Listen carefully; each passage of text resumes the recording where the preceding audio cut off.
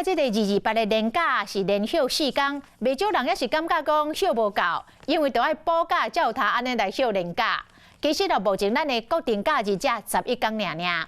随着立法院内政委员会明仔载将要来审查到国定假日法，所以这个朝野立委拢来拼出着各种的想法，要来加假。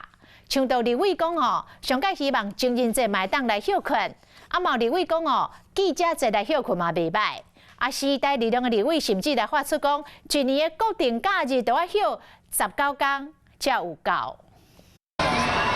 都休完228的年假上班也是真忝，4天是不是休无够咧？随着立法院要排定修法，国定的假日有可能搁再增加。我当然希望9月1号记者节也是我的生日，所以我希望9月1号能够变成国定假日，让所有的媒体朋友轻松一天。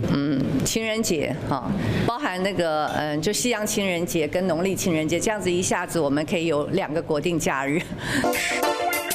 这是要予有情人好好约会心。朝野立委提案，希望将国定的假日办法提悬到法律的阶级，嘛趁机会等出真侪想法。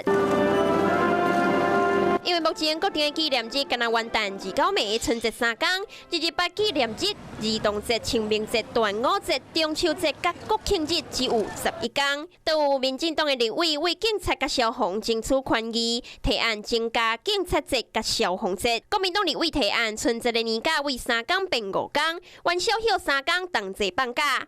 原住民的立委嘛提案，原住民族要有3天的祭仪用假。时代力量上大项要增加元旦过冬天、言论自由日、世界地球日、劳动节等等，一年总共休19天。每一个人都有不同的需求啊。站在我来说，国定假日有没有，我都是要跑通啊。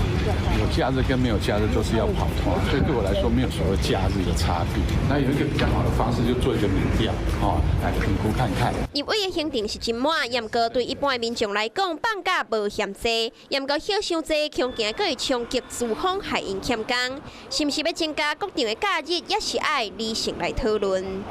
嗨，我是庄宇杰，想要看到更多的新闻内容吗？赶快订阅华视新闻的 YouTube 频道，并且开启小铃铛，跟着宇杰一起看新闻吧。